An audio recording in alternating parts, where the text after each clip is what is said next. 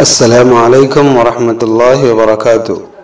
میں تنویر خالد حاضر ہوں آپ کے ساتھ اور عربی سیکھیں سلسلے میں مفتاح العربیہ حصہ اول کے پہلے حصے کے 17ویں سبق الدرس السابع عشر کے ساتھ کچھ لمبی مدت کے بعد حاضری ہوئی ہے۔ اصل میں ادھر کچھ مشغولیات تھی۔ ایک جامعہ عربیہ اشرف العلوم کنواں میں سالانہ امتحان کے لیے دعوت دی گئی تھی۔ اس موقع پر 2-3 دن کے لیے وہاں بھی جانا ہوا۔ اس سے پہلے وہاں کے امتحان کے پرچے کی ترتیب بندی، اس میں بھی وقت لگا، اور پھر اس کے بعد ہمارا مدرسہ جامع العلوم رشیدیہ اس کا بچوں کا سالانہ اختتامی پروگرام تھا۔ ان مشغولیات کی وجہ سے کچھ دنوں تک آپ کے سامنے حاضر نہیں ہو سکا۔ آج حاضر ہوا ہوں، انشاءاللہ حاضر ہوتا رہوں گا۔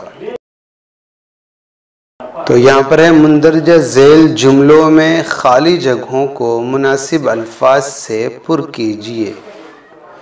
یہ موصوف صفت کی بحث چل رہی ہے۔ 17واں سبق اسی حوالے سے ہے۔ ہم جان چکے ہیں موصوف صفت کو اس سے پہلے بھی، تو آئیے ہم دیکھ لیتے ہیں۔ ھذا تلمیذ، اس کی کوئی صفت لے آتے ہیں ہم۔ تو ھذا تلمیذ مجتہد، یہ ایک محنتی طالب علم ہے۔ ھذہ تلمیذۃ، اس کے ساتھ مجتہدۃ لگا دیتے ہیں۔ ھذہ تلمیذۃ مجتہدۃ، یہ ایک محنتی طالبہ ہے۔ ھذا مدرس، اس کے ساتھ کوئی صفت صالح، ھذا مدرس صالح، یہ ایک نیک مدرس ہیں۔ ھذہ مدرسۃ کبیرۃ، یہ ایک بڑا مدرسہ ہے۔ فی المدرسۃ مکتبۃ کبیرۃ، مدرسے میں ایک بڑی لائبریری ہے۔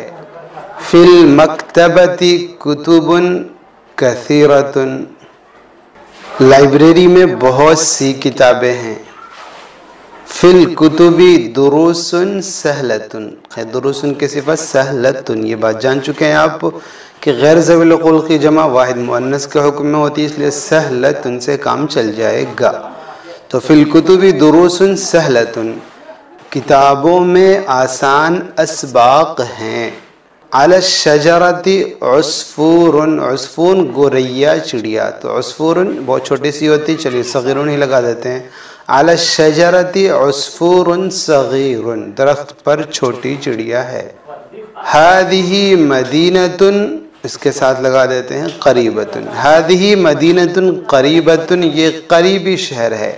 وتلک مدینۃ، اس کا مخالف بعیدۃ۔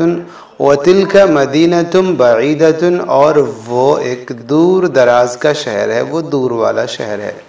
فی المدینۃ شارع واسع، شہر میں کشادہ سڑک ہے، شہر میں کشادہ سڑک ہے۔ فی القریۃ طریق ضیق، گاؤں میں یا دیہات میں تنگ راستہ ہے۔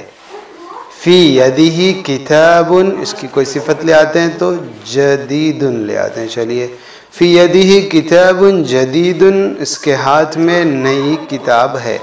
فی یدہ مسطرۃ صغیرۃ، فی یدہ مسطرۃ صغیرۃ، اس کے ہاتھ میں ایک چھوٹا اسکیل ہے۔ الطالبۃ قارئۃ، آگے کوئی صفت لے آتے ہیں جیدۃ، اچھا پڑھنے والی ہے۔ طالبہ اچھا پڑھنے والی ہے۔